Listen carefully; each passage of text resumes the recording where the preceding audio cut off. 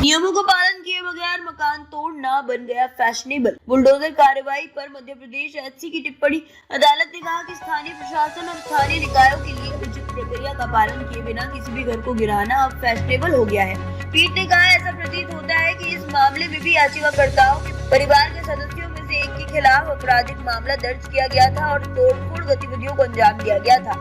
Madhya Pradesh high court के इंदौर पीठ ने एक मामले की सुनवाई के दौरान कहा कि प्राकृतिक न्याय के सिद्धांतों का पालन किए बिना अधिकारियों के लिए किसी भी घर को तोड़ना फैशनेबल हो गया है। हाईकोर्ट की इंदौर पीठ ने याचिकाकर्ता को 1 लाख रुपए का मुआवजा दिया है। हाईकोर्ट में एक महिला ने याचिका दायर कर कहा कि उसका घर उज्जैन में नगर निगम अधिकारियों द्वारा गलत तरीके से ध्वस्त कर दिया गया था। बुलडोजर से मकान तोड़ने के बाद याचिकाकर्ता राधा लांगरे और विमल गुर्जर ने स्थानीय प्रशासन के खिलाफ हाईकोर्ट का दरवाजा खटखटाया।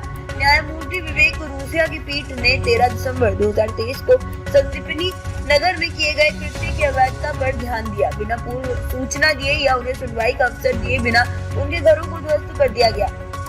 न्यायमूर्ति ने दोषी अधिकारियों के खिलाफ अनुशासनात्मक कार्रवाई का भी आदेश दिया। अदालत ने कहा कि स्थानीय प्रशासन और स्थानीय निकायों के लिए उचित प्रक्रिया का पालन किए बिना किसी भी घर को गिराना फैशनेबल हो गया है।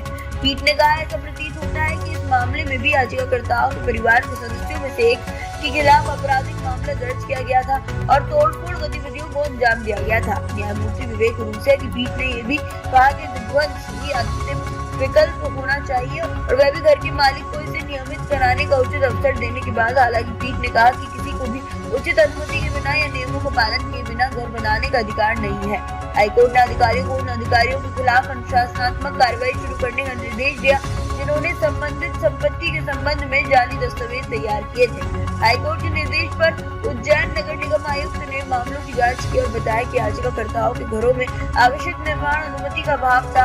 हालांकि नागरिक अधिकारियों द्वारा तैयार किए गए स्पॉट पंचनामा से संकेत मिलता है कि नोटिस पिछले मालिकों को दिए गए थे, वर्तमान मालिकों को नहीं। जस्टिस रूसिया ने मौके पर सत्यापन के बिना तैयार किए गए मनगढ़ंत पंचनामे के आधार पर विध्वंस कठोर कार्रवाई की आलोचना की। जस्टिस ने इस बात पर जोर दिया कि विध्वंस के बजाय नियमितीकरण का पता लगाया जाना चाहिए था। उन्होंने कहा कि तोड़फोड़ ही सहारा होनी चाहिए। वह भी मालिकों घर के नियमित कराने का उचित अवसर देने के बाद याचिकाकर्ताओं को भवन निर्माण अनुमति के लिए आवेदन कर अपने निर्माण को वैध बनाने का निर्देश दिया गया था। बता दें कि हाल ही में मध्य प्रदेश, उत्तर प्रदेश, हरियाणा और दिल्ली सहित कई राज्यों ने अलग अलग मौकों पर कई घरों को ये कहते हुए ध्वस्त कर दिया है कि वह अवैध रूप से बनाए गए थे। इनमें से अधिकतर कथित तौर पर अपराधों में शामिल लोगों के थे। विध्वंस को चुनौती देने वाले कई मामले देश भर की विभिन्न अदालतों में लंबित हैं।